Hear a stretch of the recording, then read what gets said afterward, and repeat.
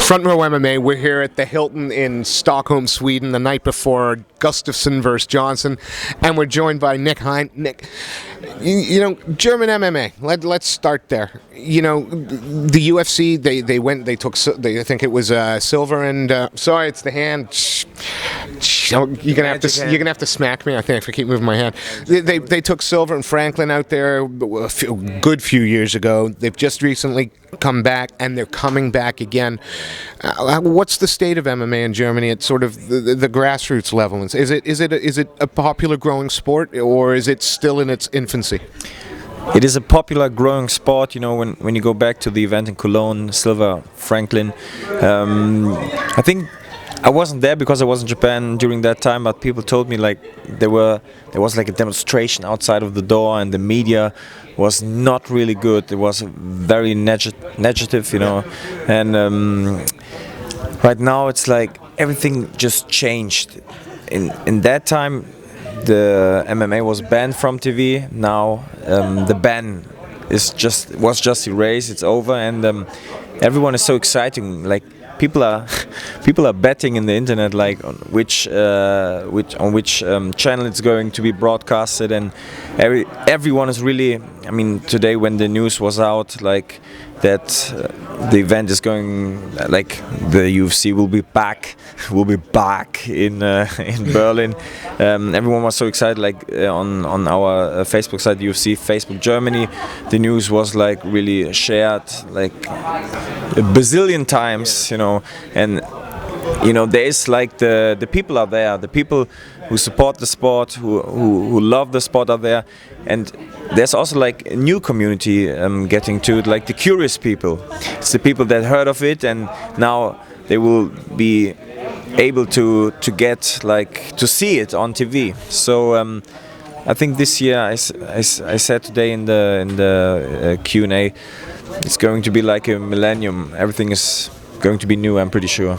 Now, that potential card is a good few months away. I have no doubt you'd love to appear on that card. Yes. But would you like a fight before that, or are you willing to wait those few months? Of course, I would love to fight beforehand, because the thing is, first of all, ring rust. You know, waiting until this time to air on this event, it will be like, I think it will be a risk. So I want to fight beforehand, just because first of all I love the fighting, and there's like another event that is really interesting to me. There's the first European event that was announced for this year after Stockholm, the event in Poland. So this would be something I would really also like to participate in. So we're going to find out a little bit about you, I think, because you know it's Nick the Sergeant. Hein. You know, I'm not even going to pretend I've done research. I've just looked at it there. But where's the nickname come from? Is there a military background, or is something from a training? Why the Sergeant? It was my nickname as a stripper, and have we gotten? Can you prove that? Okay, now, do you have some music? We got the camera rolling.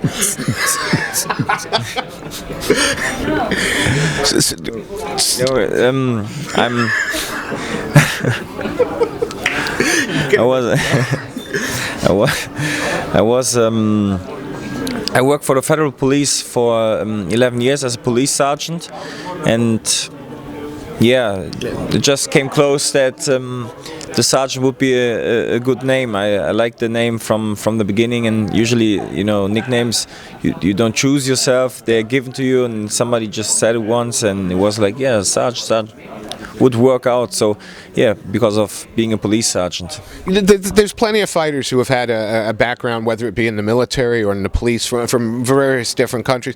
Is there something about kind of that lifestyle and that job that prepares you a little bit for MMA, whether the pressure or the danger? What was it about? Do you bring any of that into the cage? I mean, the thing is, when you are an MMA fighter, you know, the fighting itself, it can be hard, but nevertheless, it's you always have a judge, somebody a ref, that can go in between. You have medics, you have everything, like all the people around you, and the danger being a police officer it's more like, for example, when you have to deal with life or death situations, there's no team around you that is like checking your heart rate and trying to help you out like this. So I think when you are able to face like real danger, you will have a different perspective on the sport MMA, which is of course not that dangerous compared to what happens what can happen on the street. Yeah. Judo is your background? Yes. It seems that judo is becoming certainly en vogue in MMA at the moment, and we have to mention Ronda in that, of course, because I think her brand of judo has been really catered to MMA. Is judo the new wrestling as a base, or could it be if done properly? Because everyone says the best base for MMA, no matter what, is either your Greco-Roman or your freestyle wrestling. Well, judo's not so far removed from either of those sports. Yeah. Could it be the sort of the next best base?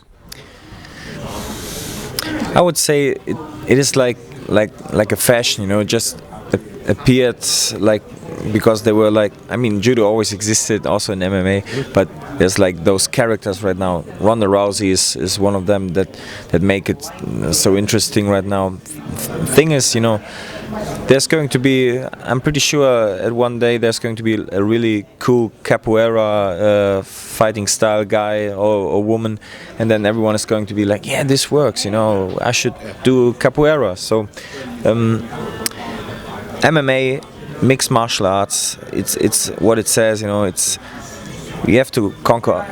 The best would be you conquer all the styles, and eventually like bring out your own kind of style. I think judo right now is because of the characters is coming, but there's going to be a new fashion, and then judo's coming back like in a few years. It's just about what you bring to the table. You were questioned. It's one of the fans, obviously an educated judo fan, asked about the changing the rules in competitive judo, and you said not a good thing. Can you talk us through that? The thing of judo is, I don't know why they are making those rule changes. Judo used to be cool and spectacular. Someday, I know, like there was a generation, also in Germany. When you were asked what sport do you do, and you say judo, like everyone is going to say, "Oh, I did that for a year," or for like it used to be en vogue. You use that phrase; it's good, en vogue in the past, and now they change everything. They make like rules like you're not allowed to grab the leg, you're not allowed to loosen the grip with both hands. If they will change a little more, you can call it chess probably. Then one day. Are they sanitizing it too much? Are they making? I think, and they also bring they're like dragging out the emotions. You're not allowed to scream when you're a coach. You're not allowed to like go nuts when you are talking to your or like giving like orders. You have to be calm, and it's the emotions that the sport lives off. It's not. Yeah, I don't know. I stopped judo and chose MMA for a reason. What are you guys doing? What are you doing to this sport? Tell me, please. You can write me on Facebook if you like. You, the ones who are responsible for those stupid decisions. I don't really know. I don't really know. Sometimes there's like financial reasons. Sometimes there's I don't know. It's politics. I don't know. Thing is, judo was something that was really important for me, and it's of course my base, and I'm still proud like that I went through all that, through the education of the sport, through the camps, through the training camps with all the nice sportsmen I met, and of course it's still something that is like inside me. But yeah, what should I say? You seem a little bit sad about it, you know? Yeah, because of course there was a passion for it, and maybe actually I believe in MMA you are able to like show more judo than judo itself right now. So that's, I think, all I can say about that. Judo just isn't what it was anymore. In the days, you know, we talked about Ron, but there was also, you know, there's also guys like Rick Hahn, and if we go back into the day, Carl Parisian, and bringing them in. You want to? I imagine you want to be remembered in the same way that some of these guys do. So, where do you see your MMA career going over the next 18 months? What's the do you set yourself sort of long-term goals, or is it all fight by fight by fight? Actually, I would agree saying that it's best not to like plan too much. There's a saying like, if you want to make the Lord laugh, you know, tell him about your plans. It's like, it's not, yeah, it's we have the saying in Germany: first everything changes, and second everything changes. So you can't really rely on that. But nevertheless, I believe that I could be a top 10 contender like in the next 18 months, but I have to win fights. And I mean, top 10 is really like it's still far away, but I think it's possible. And when you know about my story, like 2 years ago, nobody expected me being in the UFC. Then I got the contract. Then nobody believed in me winning any fight, and I did. It was quite a cool experience. And I'm now on this, like, I'm here. I'm able to also like support the sport, and you know, the UFC invited me being a guest fighter. Who would have thought that 2 years ago? Do you have to pinch yourself sometimes and go, you know, am I dreaming? Am I? Yes. Today I was sitting when we had the Q&A, and I was sitting down next to like you can say kind of legends. I mean, Uriah, you know, and Uriah's a Hall of Famer for sure. Yes, and I mean, Travis is really awesome, and yeah, Luke and I, we are more like the new guys, and we were sitting there, and you see all those people. You know, there were more people in the Q&A than on like not ordinary German MMA events. You have to get used to this, you know, and then it's like, wow, you know, I can be part of that. Did you like that taste on it? You know, was that definitely? I was, you know, at the end, you know, I was talking to my coach and a good friend. He's sitting over there.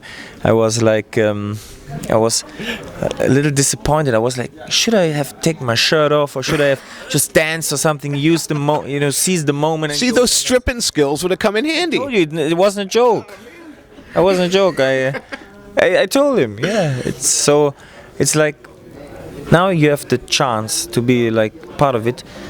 I want to take it. I don't want to be one of those guys. I was a UFC fighter once, you know. Was cool experience for a year. I don't want to. So you have to be a little nuts, you know. You have to be a little crazy, and like going on with all those killers, you know. Not killers, but you know, they are like professional athletes, and like say they're the best in the world, and you want to be one of them, and you want to like maybe have an aim being one of really the top, over the top people. This is crazy. This is nuts, and you need to be a little nuts. All right. You say in 18 months, you know, you'd like to be working at, you know, towards, if not at, the top 10. Yes. What opponents, again, fighters hate this question, because I don't ask it because I'm asking you, pardon my French, I'm not asking you to talk shit about somebody, but I am saying, what do you want? If Sean Shelby was sitting with you, or, you know, if he was there and he said, right, what do you want and why? Kind of like Sean, I would really love to be on the Polish card. there was just announced, and then on the Berlin card, and. Is there an opponent? Is there somebody who interests you? And again, I'm not looking for a lack of. Is there somebody who's no. The thing is, I'm the new guy. Who am I supposed to? Like seriously, people will. It's the social media is good because it can like raise you up really fast, but it can also like put you down really fast. People would say, "Who's this guy? Why is he challenging Connor, who's not even in his weight category or whatever, So actually, in my weight class, there's I think the most fighters in the UFC are signed for the lightweight class. So I would take any one of them. They've just recently signed. I'm going to get the name right this time. Joseph Duffy. He's got a fight coming up fairly soon. I suppose that's a little too early for an April fight for you. But is that kind of the fight? Because he's coming in with a bit of hype. Do you want somebody who's at least gonna give you a bit of profile so that you can get out there and promote it? Because it seems to me one thing you're going to be good at is promoting fights. And to be fair, that's a commodity that not a lot of fighters embrace yet. I think they're starting to, yes. But it seems something like that you have. So again, are you looking? I'm a sweet guy. Are you looking for a top 20, top 15? Again, let's not go names, but how far up the ladder do you want it to go? I think really like also for me, because something like you better watch out what you wish for, and then suddenly it's like. I mean, my last fight, although I think I won this fight, on the paper I lost it. So I want to get back on track, and I'm really not aiming like too high. I'm going to fight anyone, Mr. Shelby or anyone like is going to set it in front of me. So hyping fights is something that is a good like additional quality probably, but I want to win my fight, and I think somebody.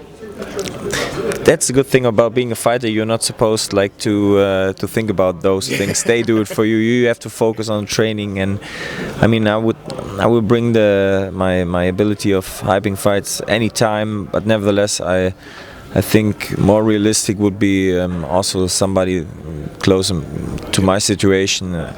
And I think with about 200 fighters in my category, it won't be so hard to find somebody that really should be in my match right now. You spoke about the James Vick fight, and again, I'm going to get accused of being a kiss ass. I agree with you. Yeah, I think as a judge, you won that fight. Good one. Good journalism. This is how it's supposed to be. They know exactly how it is. We watch the fights as well, and we can watch them as fans, but we can watch them with a critical eye. And no, I'm quite happy to say sorry, James Vick. You did all right, but you didn't win that fight, except with 3 people who really didn't know what they were looking at. So, fighters always say whether they win or lose, they learn. Yes. And what was the big learning curve in that fight then? Because again, when in your own mind you feel that you've won something, it must be a much more bitter pill to swallow when somebody else says, "Well, no, you didn't." What I learned of this is, I mean, a lot. There was, nevertheless, like not regarding the outcome. I have most of the anger I after that I put on myself because I didn't finish the fight when I had the opportunity in the first round. I didn't follow up in the second round, and at the third, I didn't take him down. What I maybe should have done, because it's my origin, like the wrestling. I think I didn't really take him down even once. Somebody said, like, when men have new toys, they only focus on these. And for me, as a judo fighter, wrestling, grappling, I found out that I like boxing, and suddenly I think I'm Muhammad Ali, and what did I think? What did I think? What was that? What did I do there? So yes, I changed camp. I changed about everything, and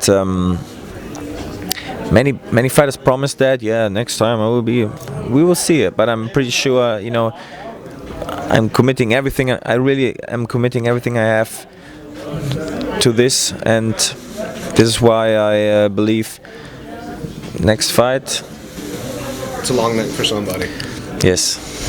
Let's go. I'm going to completely switch that question up and go to the opposite. Despite the result, what's the biggest positive you take out of that performance? Is there something you can latch on to go? Yeah, I did that. Yeah, the fans, of course. It was, for me, it was my like debut in the States, and I got really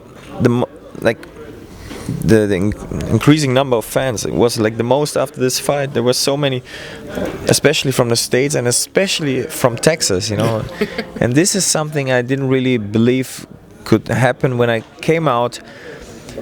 It's like in Rocky 4 when he's like fighting in Russia, and they are like almost like they're booing him and everything. Yeah. They were really not like unfair at the beginning. Like the atmosphere felt a little hostile, and then after that, people stand up and point at you and say, "You won this fight," and they stand up and clap.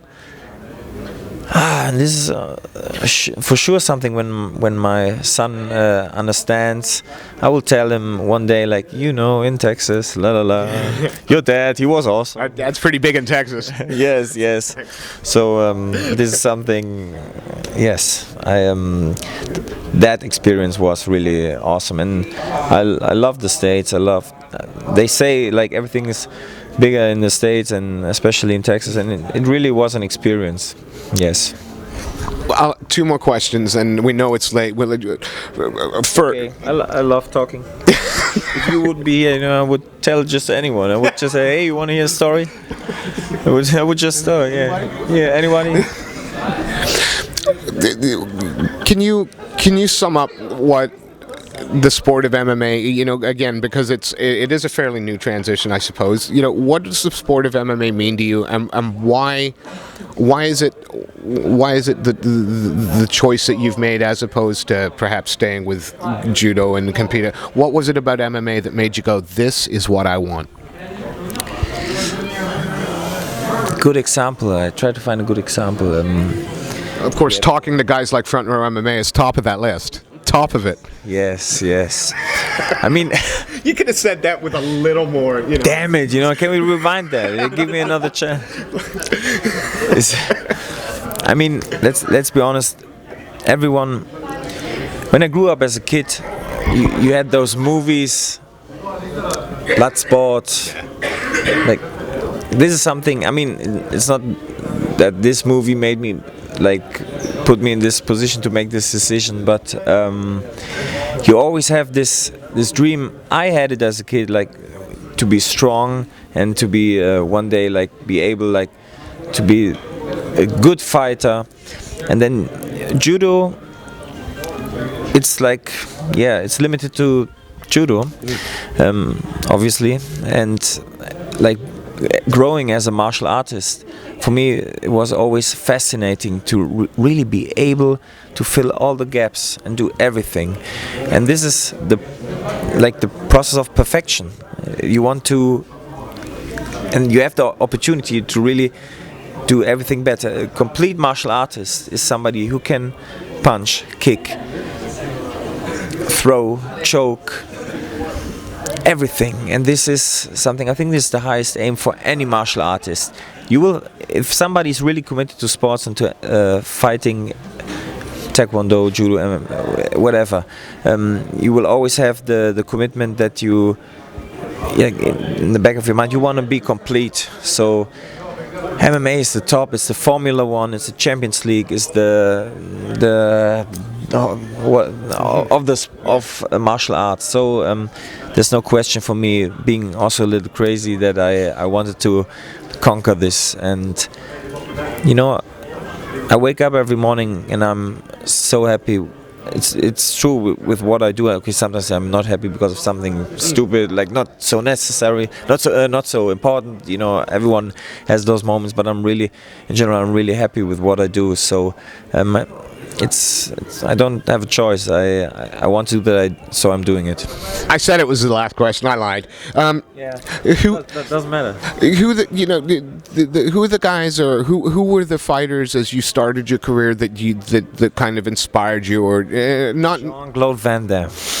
He's not. You would say he's not a fighter, but no. Well, he did the Brussels kickboxing thing. Apparently, He is, and also like, I mean, of course, there's like the like, for example, Mike Tyson. Awesome story. Everyone probably, like, every second athlete says Mike Tyson, and he's just fascinating. But there were so many. Like, I really liked Prince Nassim Hamed. Yeah. He was also big. This is also the entertaining part. You can pick like many people that impressed. Fedor, going into every fight. I don't know who said it, but it was cool. We went into a fight like getting his haircut, Yeah. and also, but in movies, like as I said, Jean-Claude Van Damme in any of his movies, being the person he was, and like then they make the montage when he's training and like giving everything up and just focusing on training. And Rocky, of course. I think everyone, if you ask anyone around here, it's always the same people that inspire, and you drag from everyone something for yourself that it matches. So yes, I think it's those people, and probably some more when I will have more time to think about it. We really appreciate your time. And before we let you go, we always end the interviews with the same question, and that's: is there anybody that you would like to give a shout out to? Anybody you'd like to thank who have helped you on your journey? Sponsors that help you on your way? Anybody that's done anything to help you get where you are? Please, now's the time. So we need at least the same time that I had to answer the question. That's all right. You could hold the mic if you want. Yes. I'll go and get a drink, and I'll come back when you finish. Yeah, I would also take like a alcohol-free beer or something. No, just keep sitting. I mean, first of all, He was going to get it. It's all right. I was just going to place the order. yeah, he's dangerous. You should. What have I done? We didn't talk about you. What's going on here? So actually, right now I have the opportunity to thank the people and the sponsors. First of all, I want to thank. I know it's cheesy probably but I want to thank God, because I'm healthy, my family is healthy. This is the most important thing of all. I want to thank my family, my parents, who drove me to judo like every day and went crazy while I was being a naughty kid, and nevertheless they did. I want to thank my wife that is like always behind my back, and she's everything. She's everything. She's a manager, cook, friend, my son. I want to thank my coach, Yakov Maximovic. He really is his last name. He looks Maximum, and it's also his last name. I want to thank all the coaches I had till now. And Susan Brandes, she just disappeared. She's doing awesome press work. I want to thank my sponsors. Sicherheitsgruppe Berlin, they are really backing me up. Gerald Meinl, who's the head of the company. Gerald, vielen Dank. Ohne dich. I want to thank Paffensport, boxing, of course, Olymp Nutrition. Oh man, I'm getting into trouble if I forget anyone. I want to thank Fight Hassan for your support, and also Sascha Tebelt. I want to thank. Yeah, see, it's a lot of people. You got yourself into that because you started that. It's not recording anymore, right? Yeah, you're a good one. We turned it off by that was a good one. Oh man, I already laughed too much. I have no idea who I forgot already, but sometimes easy to go. I'd like to thank everybody. I want to thank everybody that helps me right now. Really, everybody. I know I will probably have forgotten somebody. Don't kill me, please. I will. Yes, I mean, it's really like although I'm not yet like somebody that is like considered in the top 10. Even for that, you need so much time, so much people to get here. So Thank you very much to everyone, and thank you for you guys, you know, showing the interest, you know, standing here like for hours. I see his eyes are totally red, you know. He's a lightweight. That's the problem. Yes, Can't okay. handle the pressure. Okay, and you are like giving us the opportunity to talk. So, and thanks to the fans. Thank you fans, because you make it really worth it, you know. Every time I'm down and I get a message and I get a like, you know, I'm really looking for those things, you know. Directly after the interview, I'm going on my room and checking how many people liked my pictures today, which will build up my self-esteem. So thank you very much, and thank you very much. Thank you so much for your time, Nick. A real renaissance man, a judo player, a stripper, a policeman, and now one of the next big things in the UFC, Nick Hein. Thank you so much. Thank you very much. Cheers. Appreciate it. We're back with Nick Hein. We hadn't quite finished, despite the fact the interview's done, because now we've got his coach here, and we're just going to get a little preview of what the training that they put themselves through, even months out of a fight camp. So I'm just going to pass over to you. What can we expect to happen? What's he going to go through tomorrow? Tomorrow we will do at first interval training. Yeah, that means at first 800 meter running, then 1,200 meter, 1,200 meter, and then maybe one more time 1,200 meter, and then 800 meter again. But in a high speed. This is a. But the thing is, you know, it's just like you do the training, you compare. I mean, it's nothing new. I can hold also because you know, extended arm. The thing is, what we do is in training, like try to get on the time like the laps, not laps, the round 1, round 2, like 5-minute rounds. And but this is not nothing new. I think what is really special about his training is like the strength part, because the thing is, when you see him, he's one of the strongest strong men of Europe, and also like he holds a world record in bench pressing, and in like what is it in reps with 100 kilo. I do them 67 times, and this is do it once. So the thing about the training, that's what is really very special, is that it simulates the training that you do simulate the parts of fighting, yeah, but only with weights or under heavy conditions. So that in the fight, then it's just easy for Nick to destroy the enemy. Yeah, and the enemy. That's pretty hard. And yeah, but it's like this. Yeah. And I just can say that Nick, he is really so motivated and so focused on training, and he trains so hard, and he is also genetically really fucking strong. Yeah. And now with the training, and now with this training, doing his, he came as an animal to me, and now he's already a monster. Yeah, so he's really very strong. I cannot wait forward to his next fight, because you will see. You should stop talking. If you go on talking like this, you know, they will probably let me face some like Daniel Cormier or something. You should really stop now. I think Cain Velasquez is looking for a tune-up before he has to do him, and then go on. But maybe when you're in Cologne, maybe for the FIBO, when it's in Cologne, we can give you an example of training, because I have my gym in Cologne, and there we train in a muscle gym. The muscle gym Cologne, that's the place. That's awesome. 800, 1200, 1200, 1200, 1200, 800. No, 3 times 1200, 2 times 800. Well, there's your 5-minute rounds, isn't it? There's your 5 championship rounds. Start a little bit, get your pace, then cruise. I mean, you make it sound easy there. 1200. Yeah, tactic, you know. Yeah. It just talks me. Hey, come on, it's you're still not done, man. You wanna kidding me? It's always like this. And and on counting, I always. It's not like this. He's like really like. I mean, look at him. He's now really smiling and stuff, but he's not smiling. He's like really threatening me. Like if you stop running, you know, I'm going to punch you, punch you in the throat. Just run, and I'm like, oh, suddenly I find my motivation back. Is that all the motivation you need? Through fear.